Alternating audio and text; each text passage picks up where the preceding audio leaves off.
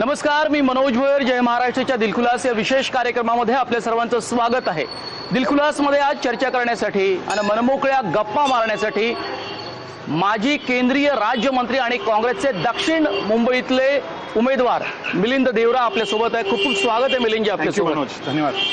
2014 पेक्षा 2019 ची निवडणूक आपल्याला कशी वाटते? चॅलेंजिंग आहे, खूप आव्हानात्मक आहे. भरपूर अंतर आहे 2014 आणि 2019 मध्ये. 2014 मध्ये नक्कीच मी सांगू शकतो की मोदींचा लहर होतं आणि आता प्रत्येक मतदाता खास करून मुंबई आणि महाराष्ट्रामध्ये म्हणजे केवळ जुमल्यावर विश्वास न ठेवता खऱ्या खोट्याची शहानिशा करून नंतरच मतदान करेल, मला पूर्ण विश्वास आहे. कारण 2014ची निवडणूक सुद्धा तुम्ही लढली, त्यावेळेला मोदी लाट होती असं आपण म्हटलं आणि सर्वांनाच माहिती आहे. 1.25 लाख मतांनी तुमचा पराभव अरविंद सावंत यांनी केला. तुम्ही 2 वेळा या मतदारसंघामध्ये खासदार होता. यावेळची लढत ही कशी असेल? मतांचा फरक किती असेल किंवा तुम्ही जी काही बांधणी केली असेल गेल्या काही या 5 वर्षामध्ये? मनोजी, दक्षिण मुंबईमध्ये आणि खास करून दक्षिण मुंबई मतदारसंघामध्ये सर्वात मोठा प्रश्न हाऊसिंगचा आहे, गृहनिर्माणचा आहे. बरोबर.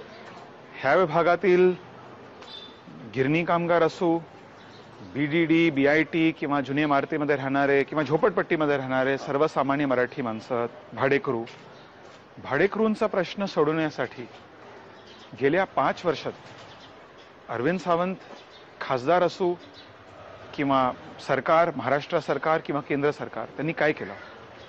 लोकांना गंभीरपणाने विचार करायला पाहिजे. मी जेव्हा खासदार होतो 2004 पासून 2014 पर्यंत, मी ह्या विभागातील प्रत्येक एरियामध्ये मतदारांमध्ये भेदभाव न करता सर्वांना सारखीच वागणूक दिली आहे.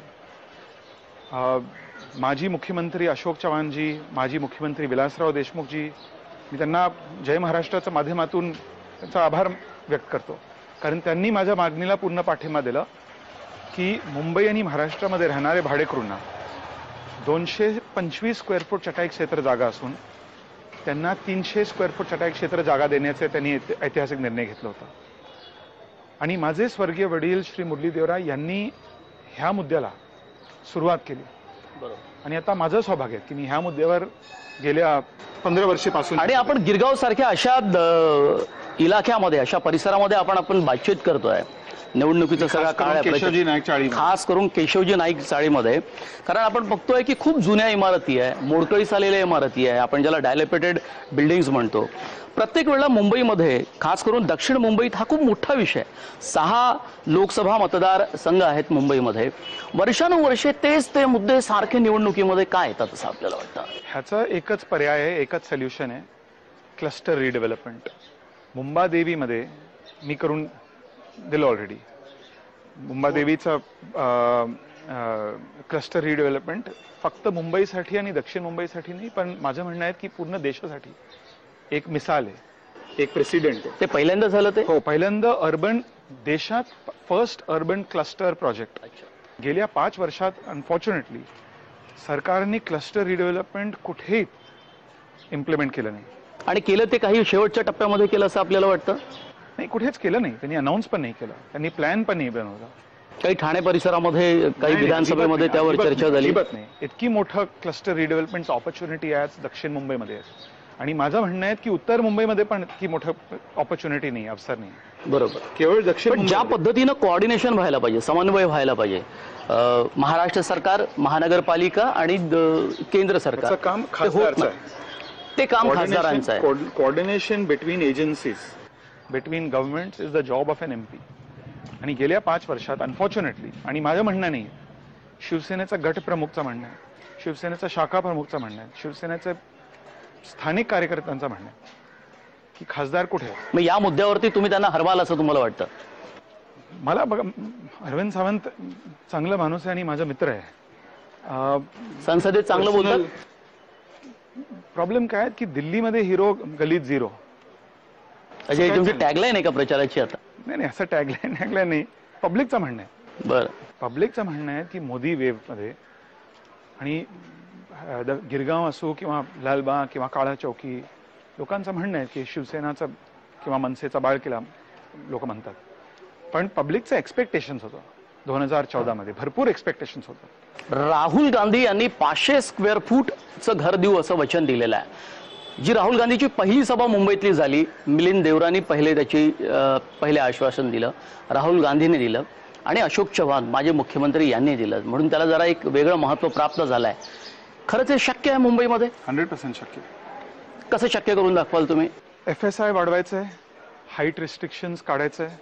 जर हाईट रिस्ट्रिक्शन्स रिलॅक्स झाला, जर FSI महाराष्ट्र सरकारने वाढवलं, खास करून रिडेव्हलपमेंट प्रोजेक्टसाठी, भाडेकरूंचा रिडेव्हलपमेंटसाठी जर गव्हर्नमेंटने रिलॅक्स केलं, 100% शक्य आहे. मला पूर्ण खात्री आहे की शक्य आहे. आणि जर तुमचं सरकार, केंद्र सरकार आणि राज्य सरकार जर आलं तर आणखी सोपं होईल. आणि फक्त एक जुमला नाही आहे, पब्लिकचं म्हणणं आहे की आता फॅमिली पण has also increased. Everybody's family has increased. तर पब्लिकचा पण रिक्वेस्ट आहे, पब्लिकचा पण मागणी आहे की आता मिनिमम न्यूनतम 500 स्क्वेअर फूट चटाई क्षेत्र जागा मिळायला पाहिजे रिडेव्हलपमध्ये. जेव्हा मी आपल्याला ऑलरेडी सांगितलं, जेव्हा 225 स्क्वेअर फूट होतं भाडेकरूंना, मी जेव्हा प्रस्ताव अशोक चव्हाणजींच्या समोर ठेवलं की 300 स्क्वेअर फूट मिळायला पाहिजे, सर्वांनी मला सांगितलं मिलिंद हे इम्पॉसिबल आहे, पण केलं. आणि आता जर केशवजी नाईक चाळीचा रिडेव्हलपमेंट होईल तर प्रत्येक टेनंटला 300 स्क्वेअर फूट मिळेल. तर 500 स्क्वेअर फूट पण शक्य आहे, पॉसिबल आहे. याला जोडून एक महाराष्ट्र सरकारने निर्णय घेतला, खरं तो महापालिकेचा प्रस्ताव होता की 500 स्क्वेअर फीट घराला मालमत्ता कर, प्रॉपर्टी टॅक्स पूर्णपणे माफ केला जाईल. त्याचा फायदा तर शिवसेनेला होईल निवडणुकीत. बघा, प्रॉपर्टी टॅक्स माफ केल्यानंतर हे चांगलं मुद्दे आहे, आणि मी पण सपोर्ट करतो. पण रिडेव्हलपमेंट आता मी प्रत्येक भाडेकरूंना विचारा, तुम्हाला वाटतं हा मुद्दा सर्वात महत्वाचा आहे? रिडेव्हलपमेंट 100% खूपच मोठे मुद्दे आहे लोकसभेच्या निवडणुकीत. हो, आणि क्लस्टर रिडेव्हलपमेंट की इम्पॉर्टंट काय आहेत की ट्रान्झिट कॅम्प त्याच एरियामध्ये मिळाला पाहिजे.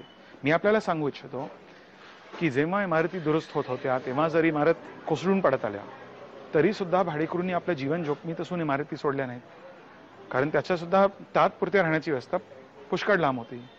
त्यांना कामावर जाण्यापासून, मग त्यांच्या मुलांच्या शाळेपासून राहण्याची जागा खूप लांब होती. दक्षिण विभागात मनोजी राहणाऱ्यांना ह्या गोष्टीपासून आराम मिळावा म्हणून मी महाराष्ट्र सरकारला 4000 तात्पुरती छावणी वर्ली, परेल, घोडपदेव ह्या भागात गिरणीच्या जागेवर बांधण्यासाठी अत्यंत आग्रह केला होता. आणि आज मला हे सांगण्यास आनंद वाटतो की हे काम पूर्ण झालं. तुम्ही जेव्हा खासदार नव्हता तेव्हाही त्याचा फॉलोअप घेत होता? हो. कुठेतरी मिलिंद देवरा डिस्कनेक्ट झाल्याचं चित्र निर्माण झालं होतं, हे बरोबर आहे? मीडियामध्ये मी इंटरव्ह्यू कमी देतो, पण एरियामध्ये आणि खास करून दक्षिण मुंबईचा जुने रिलेशनशिप आहे. माझे वडील श्री मुरली देवरा, मी आपल्याला ऑलरेडी सांगितलं, भाडेकरूंचा प्रश्न मुरली देवरांनी स्टार्ट केलं होतं. आणि आता 2014 पासून 2019 पर्यंत आज पण माझ्या ऑफिसमध्ये 100-200 लोक नेहमी कोणाचा ऍडमिशनसाठी, फंडसाठी, स्थानिक काम, रिडेव्हलपमेंटचा प्रश्न सोडवण्यासाठी. अजून पब्लिकचं म्हणणं आहे की मिलिंद देवरा दक्षिण मुंबईचा खासदार आहे. मग मध्ये एक बातमी आली होती की मिलिंद देवरा हे लढवण्यास लोकसभा निवडणूक इच्छुक नाही आहे. काही कुठे नाराजी होती? नाही, आणि जर होती तर मला आपल्या मीडियाच्या माध्यमातून नाही सांगत. हे इंटरनल मॅटर आहे, पार्टीचा इंटरनल मॅटर आहे. आता आपण पक्षाच्या मुद्द्यावरती आलो म्हणून म्हणतो की आता मुंबईत 6 लोकसभा मतदारसंघ लढवायचे आहेत, पण सुरुवातीच्या काळात प्रिया दत्त आणि तुमच्या उमेदवारीची फक्त घोषणा झाली, बाकी अजूनही झाली नाही. भाजप आणि शिवसेनेच्या बऱ्यापैकी जागा सगळ्यात घोषित झालेल्या आहे, कोणी कुठे लढवायचा. याचा फरक नाही पडत निवडणुकीवरती? ऑलमोस्ट फायनल झाला. आता आय डोंट थिंक आता आज किंवा उद्यापर्यंत 6 कॉन्स्टिट्युएन्सीजचा कॅन्डिडेट. तुमचे मित्र संजय निरुपम यांच्या नावाची घोषणा होईल? 100%. आणि या वेळेला तुम्ही बघितलं की या पॉकेटमध्ये आता मुंबई काँग्रेसमध्ये भांडण अजिबात नाही आहे, फक्त चर्चा होत असते की भांडणं आहेत, वादविवाद आहे, चर्चा आहे, अजिबात नाही. अंतर्गत सगळे लोक एकत्र आहेत. हो, 100%. पण राहुल गांधी आता मिशन आहे ना, सर्वांचं मिशन आहे की जर पब्लिक आणि काँग्रेस पार्टीला नरेंद्र मोदी आणि अमित शहा यांची राजकारण आणि धोरण पराभूत करू इच्छित असाल तर एकच पर्याय आहे, काँग्रेस पार्टी. एकच ऑल्टरनेटिव्ह आहे. आणि बाकी पक्षांनी काय केलं आपल्याला माहिती आहे, आणि आपल्या व्ह्युअर्सना पण माहिती आहे की कोण ऑपॉर्च्युनिस्ट आहे, कोण संधी साधू आहे, आपल्या सर्वांना माहितीच आहे. आणि मी नक्की मनसेसारखा पार्टी बद्दल नक्की सांगू शकतो की ते शिवसेना सारखे संधी साधू तरी नाहीत. याच मुद्द्याला आपण पुढे घेऊन जाऊया. एक वेळ झाली एका छोट्याशा ब्रेकची. ब्रेक नंतरही मिलिंद देवरा यांच्यासोबत दिलखुलास गप्पा अशा सुरू राहतील. कुठेही जाऊ नका, पाहत राहा फक्त जय महाराष्ट्र.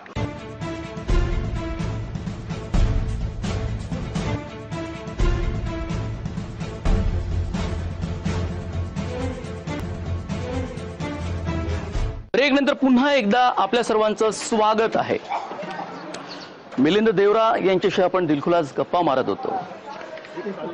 मिलिंदजी, भेटूया. थँक्यू. धन्यवाद. भेटूया. काय अपेक्षा आहे यांच्या तुमच्याकडनं? रिडेव्हलपमेंटची अपेक्षा आहे. सर्वात महत्वाचा मुद्दा तोच आहे. 100%. आपण म्हणत होतो की शिवसेना आणि भाजप हे दोघेही भांडत होते शेवटच्या टप्प्यापर्यंत, पण आज बघितलं की महाराष्ट्रामध्ये वेगवेगळ्या ठिकाणी सभा घेत आहेत. त्या तुलनेत काँग्रेसने प्रचारात आघाडी घेतली असं आपल्याला वाटतं? हे बघा, शिवसेना निवडणुकीपूर्वी शिवसेना घोषणा देते, मोदी जिंदाबाद, राहुल आणि काँग्रेस मुर्दाबाद. तीच शिवसेना निवडणुकीनंतर घोषणा देते, राहुल जिंदाबाद, मोदी मुर्दाबाद, चौकीदार चोर आहे. बरोबर आहे की नाही? आणि स्वतःच्या स्वार्थासाठी शिवसेनेने मोदींचा लोकप्रियतेचा लाभ उठवला आणि सत्ता स्थापन केली. त्याचे परिणाम तुम्ही अनुभवत आहात. मोदींचा लोकप्रियतेला उतरती कडा लागल्याबरोबर शिवसेना मोदींच्या विरोधात बोलू लागली. तर मनोजी, ह्याला संधीचे राजकारण म्हणतात, पॉलिटिक्स ऑफ ऑपॉर्च्युनिटी. पण ज्या पद्धतीने अटॅक करायला पाहिजे शिवसेना, काँग्रेस आणि राष्ट्रवादी काँग्रेस पक्षाला, त्या तुलनेत माझं एवढंच म्हणणं आहे की प्रचारामध्ये आघाडी घेतली असं वाटतं तुम्हाला? कारण जो फोर्सफुली प्रचार त्यांच्याकडनं होतो तेवढं उत्तर हे काँग्रेसकडनं अजूनही दिलं जात नाहीये. उशीर होतोय आपल्याकडनं. It will happen. नक्की होईल भविष्यामध्ये. आणि पब्लिकला माहितीये की ह्याचा दुटप्पीपणा, संधी साधू कोण आहे. तर मीन्स काँग्रेस आणि राष्ट्रवादी काँग्रेस मस्ट आन्सर, पण पब्लिकना पूर्ण जानकारी आहे. तुम्ही इश्यूवर पब्लिकना जाणीव करून घ्यायची काय गरज नाही आहे. मुंबईमध्ये मधल्या काळामध्ये नाही म्हटलं तरी काँग्रेसच्या वेगवेगळ्या नेत्यामध्ये वाद होते. त्याचा एक परिणाम संघटनेवरती होतो आपल्याला असं नाही वाटत? अजिबात नाही. ऑनेस्टली अजिबात नाही. भांडण कुठे पण. राहुल गांधींनी मध्यस्थी करून सर्व लोकांना प्रत्येक शांत राहण्याचा प्रत्येक सल्ला दिला. ऑर्गनायझेशनमध्ये, जय महाराष्ट्राच्या चॅनलमध्ये पण डिफरन्सेस असेल. Politics is part of every organisation. बरं. पण इंटरनली ऑलरेडी सॉर्ट आउट झालं. देशाच्या पातळीवरती आपल्याला काय वाटतं? राहुल गांधी यांचं नेतृत्व हे काँग्रेसला तारून नेईल. काँग्रेसमध्ये आपण पाहिलं की आता सचिन पायलट, त्यानंतर मग ज्योतिरादित्य सिंधिया, हे दोन तुमचे मित्र राहुल गांधींच्या जवळचे, यांनी एक वेगळा करिश्मा त्या राज्यामध्ये दाखवलेला. त्यांच्या नेतृत्वाला तिथे तुम्ही इथे मुंबईतनं आणखी महाराष्ट्रामध्ये जाऊ इच्छिता? म्हणजे महाराष्ट्रात प्रचार असेल, इथली स्ट्रॅटेजी असेल, या पद्धतीनं तुमच्या नेतृत्वाला फोकस्ड आहे. मी मुंबई फोकस्ड. याचं काही नेमकं कारण? कारण हा खूप अनेकांना प्रश्न आहे की मिलिंद देवरा हे स्वतःला मुंबई पुरती का मर्यादित ठेवतात? महाराष्ट्रासाठी भरपूर लीडर्स आहे. माझं म्हणणं आहे की अर्बन वर्सेस रुरल पॉलिटिक्स, ग्रामीण वर्सेस शहरी पॉलिटिक्स मध्ये भरपूर अंतर आहे. आणि रुरल पॉलिटिक्ससाठी खास करून महाराष्ट्रामध्ये भरपूर तरुण लीडर्स आहे. प्रणिती शिंदे असो, आपल्या राजीव सातव असो, ज्यांना माहिती आहे की रुरल एरियाजमध्ये, रुरल एरियाज शेतकऱ्यांचा काय प्रश्न आहेत,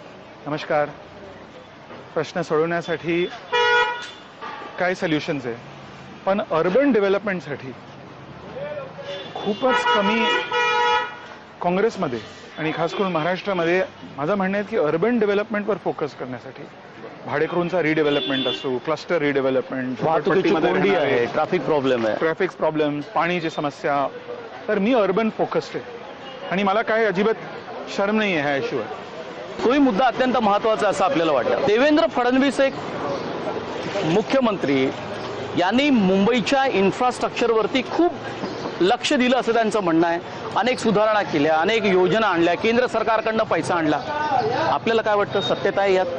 जे जाळं विणतायत मेट्रोचं? तुम्ही मला सांगा, ह्या एरियामध्ये गिरणगावमध्ये मराठी माणसं कुठे जातो? त्यांना बदलापूर, ठाणे. तर मराठी माणसांचा प्रश्न सोडवण्यासाठी, सर्वसामान्य माणसांचा प्रश्न सोडवण्यासाठी सरकारने काय केलं? फक्त जुमल्या 15 लाख प्रत्येक अकाउंटमध्ये, हाऊसिंगचं आम्ही स्वप्न दाखवलं लोकांना. काय मिळालं लोकांना गेल्या 5 वर्षात? खास करून ह्या विभागात प्रत्येक माणसांचं काय म्हणणं आहे की वी आर बिंग फॉर्स्ड आउट. आणि गिरणी कामगारांचा प्रश्न असो, मी सरकारला 25,000 कायमची घरे गिरणीतील कामगारांना बनवण्यासाठी माझा मुद्दा मांडत आहे. हे काँग्रेस पक्षाचे मुंबईच्या गरीब रहिवाशांसाठी आश्वासन आहे. बाकी पक्षांनी काय केलं ह्या विषयावर? भाडुत्यांसाठी किंवा गिरणी कामगारांसाठी आपल्या सर्वांना माहीतच आहे की कोहिनूर मिल कोणी विकत घेतलं होतं, एल्फिन्स्टन मिल आणि ज्युपिटर मिल कोणी विकत घेतलं होतं. म्हणजे की आम्हाला 200 वडापावचा गाडी, झू मध्ये 4-5 पेंग्विन, स्वतःला कोहिनूर मिल. तर हे लोक स्वतःच बिल्डर बनले असून त्यांनी या गिरणीच्या जमिनी घेऊन त्यामधून स्वतःचाच फायदा करून घेतलाय. या मुद्द्याला आपण मिलिंदजी पुढे घेऊन जाऊ, कारण हा अत्यंत महत्त्वाचा मुद्दा आहे. तुम्ही आता अटॅक करताय शिवसेना आणि भाजपवरती. वेळ झाली एका छोट्याशा ब्रेकची. ब्रेक नंतरही मिलिंद देवरा यांच्यासोबत या गिरगावच्या भागामध्ये, त्यांच्या मतदारसंघामध्ये आपल्या गप्पा अशा सुरू राहणार आहे. कुठे जाऊ नका, पाहत रहा फक्त जय महाराष्ट्र.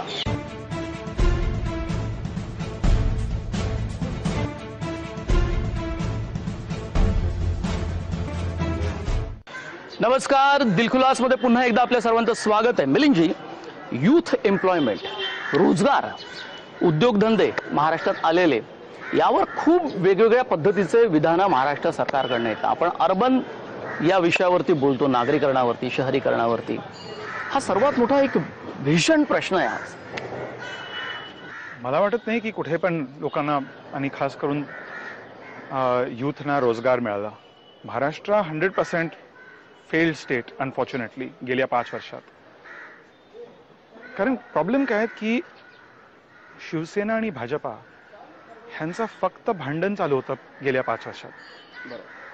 काँग्रेस राष्ट्रवादी 99 पासून 2014 पर्यंत आम्ही सत्तेवर होतो महाराष्ट्रामध्ये. डिफरन्सेस आहेत प्रत्येक, मी आपल्याला ऑलरेडी सांगितलं, प्रत्येक ऑर्गनायझेशनमध्ये, प्रत्येक गव्हर्नमेंटमध्ये डिफरन्स आहे. काँग्रेस आणि राष्ट्रवादी काँग्रेसमध्ये भरपूर डिफरन्स होतो. But in interest of the state, in interest of the government, we kept differences aside. ह्या लोकांचं इतकी ऑपॉर्च्युनिस्टिक भांडण होतं की फक्त जनतेच्या समोर बघा आम्ही भांडण करतो, पण त्यानंतर आम्ही सत्तेवर आहेत. आणि माझं म्हणणं आहे की that is the single biggest reason why governance has failed in Maharashtra. Social मीडियाचा जो जोर दिसतोय भाजपमध्ये, त्याला तुम्ही उत्तर देताय यावेळेला? कारण 2014 मध्ये त्याने भरपूर वापर केला, पण 2019 येईपर्यंत तुम्ही सुद्धा तयार झालात. राष्ट्रीय स्तरावर काँग्रेसचा सोशल मीडिया टीम, मी आणि खास करून सोशल मीडियाचे इन्चार्ज दिव्या स्पंदना, माझी खासदार आहे कर्नाटकचं, त्यांना अभिनंदन करतो. आणि त्यांनी सोशल मीडिया आणि सोशल मीडियावर प्रेझेन्स खूप वाढलं काँग्रेस, आणि त्याचा फायदा झाला काँग्रेसला. 100%. एक वेगळा पर्याय उभा झाला असं सगळ्यांचंच म्हणणं. पण त्यातली जी आकडेवारी आहे केंद्र सरकारची, महाराष्ट्र सरकारची, त्या आकडेवारीबद्दल सारखं बोललं जातं की ही फसवी आकडेवारी आहे. म्हणजे त्यांचे जे आकडे येतात कुठल्या सोशल मीडियावर, म्हणजे भाजप आणि शिवसेना, खास करून भाजप किंवा मोदी सरकार, ट्रोल्स किंवा फेक अकाउंट्स किंवा रोजगाराबद्दलचा आकडा असेल, मला त्याच्याबद्दल विचारायचं की त्याबद्दल तुमचं काय म्हणणं आहे की ते ज्या पद्धतीनं लोकांसमोर दिले जातात आकडे, ते तर केंद्र सरकार, त्यामुळे आपण खरे मानावे लागतात. काय म्हणणं आहे, आणि खास करून मोदी आणि अमित शहा यांचं काय म्हणणं आहे की any data which is not supporting government claim, त्यांचं म्हणणं आहे की रिलीज नको करा. म्हणजे लोकतंत्र आहे की डिक्टेटरशिप? पब्लिक ना, आणि खास करून महाराष्ट्र आणि मुंबईचा पब्लिक, त्यांना डिक्टेटरशिप नाही हवं. सरळ सरळ डेमोक्रेसीमध्ये इन्फॉर्मेशन यायला पाहिजे. सरळ सरळ असा आरोप लावला जातो की मोदी हे हिटलर आहे. तुम्हाला वाटतं त्यांची कार्यपद्धती हिटलर सारखी आहे? 100%. आणि लोकतंत्र आणि लोकशाहीचा अगेन्स्ट आहे. त्यांनी NSSO जे जॉब्स डेटा होतं, RBI बरोबर काय केलं त्यांनी, CBI किंवा ज्युडिशरी, मी कधीच माझ्या आयुष्यात कधीच पाहिलं नाहीत की 4 सुप्रीम कोर्ट जजेस जनतेच्या समोर प्रेस कॉन्फरन्समध्ये they are asking for justice. Uddhav Thackeray बोलत होते मोदींबद्दल, फडणवीस सरकारबद्दल. ती आक्रमकता या युती झाल्यानंतर अचानक संपली आणि आता ते एकमेकांचे गोडवे घातात. उद्धवजी असो किंवा संजय राऊत, सामनाच्या माध्यमातून त्यांनी स्पष्टपणे सांगितलं चौकीदार चोर आहे. कालचं स्टेटमेंट मी पाहिलं, उद्धवजींनी स्पष्ट सांगितलं की मोदीजी के अलावा कोई है नहीं. म्हणजे तुम्ही पब्लिकना सांगतो की चौकीदारना मत द्या किंवा चोरला मत द्या. How is this possible? Pulwama हल्ल्याच्या संदर्भामध्ये खूप वेगवेगळी थेरीज पुढे येत आहे किंवा ज्या पद्धतीनं बाकी ठिकाणी एअर स्ट्राईक केला त्यांनी, त्याच्या संदर्भातही आता काँग्रेस बोलायला लागलेली आहे. प्रचारात हे मुद्दे आहेत, पण ह्या इश्यूवर बघा, मी 2004 पासून मी नॅशनल सिक्युरिटी किंवा धर्म, जाती ह्या इश्यूजवर कधी राजकारण केलंच नाही. कारण आपल्या देशाचे संस्कार नाहीत आणि अशा मुद्द्यावर राजनीती करणं हे मुंबई आणि आपल्या देशाच्या हिताचे नाही. So the party who is doing politics they should be punished. या इश्यूवर शुड नॉट डू पॉलिटिक्स. आता आर्मी आणि आर्म फोर्सेस मी काय केलं, काय डिसिजन घेतलं होतं, त्यांना तुम्ही पूर्ण फ्रीडम दिलं होतं. Very good, we support that decision. त्याच्यावर तुम्ही आपल्याला राजकारण करायचं. एकच इन्स्टिट्यूशन आहेत आज पूर्ण देशात, ते कॉम्प्रोमाइज नाही, आर्म फोर्सेस. तुम्ही आर्म फोर्सेसला कशाला पॉलिटिसाइज करतो? मी ज्युडिशरीला पॉलिटिसाइज केलं, CBIला पॉलिटिसाइज केलं, RBIला पॉलिटिसाइज केलं, NSSO जॉब डेटाला पॉलिटिसाइज केलं. आता आर्म फोर्सेसला कशाला पॉलिटिसाइज करायचं? Keep arm forces free from politics, माझं म्हणणं आहे. बरोबर, पण प्रत्येक वेळेला मोदी सरकारने त्याचा वापर करून घेतला असं आपलं म्हणणं आहे. 100%. हे असं कधी माझं म्हणणं आहे की पब्लिक उत्तर दे. 29 एप्रिलला पब्लिक नक्की, खास करून मुंबई आणि महाराष्ट्राचं पब्लिक नक्की उत्तर देईल. देशासमोर 2 महत्वाचे 3 महत्वाचे मुद्दे सांगा. देशासमोर असतील, मुंबई समोर, महाराष्ट्र समोर. म्हणजे आज युवा शिकण्याचा प्रयत्न, देशाच्या समोर सर्वात मोठे प्रश्न आणि खास करून अर्बन सिटीजमध्ये एम्प्लॉयमेंट, रोजगारचा प्रश्न. माझं म्हणणं आहे की नॅशनल सिक्युरिटी रिस्क आहे. नंबर 2, मुंबईमध्ये सर्वात मोठे प्रश्न आणि इश्यू हाऊसिंगचा आहे, गृहनिर्माणचा आहे. खास करून सर्वसामान्य माणसांचा घरचा प्रश्न, झोपडपट्टीमध्ये भाडेकरू असो किंवा BDD, BIT, चाळी, पुणे जुने इमारतीमध्ये, प्रत्येक माणसांचं स्वप्न आहे, अपेक्षा आहे की I become owner of my on home. आणि सरकारने गेल्या 5 वर्षात काँग्रेस पार्टीने जी भूमिका स्टार्ट केली होती, त्यांना पूर्ण फ्रीजिंग, डीप फ्रीजवर ठेवलं. This is a very important issue मुंबईमध्ये. आपण जय महाराष्ट्र सोबत दिलखुलास गप्पा मारल्या. आपले खूप खूप धन्यवाद. थँक्यू मनोजी.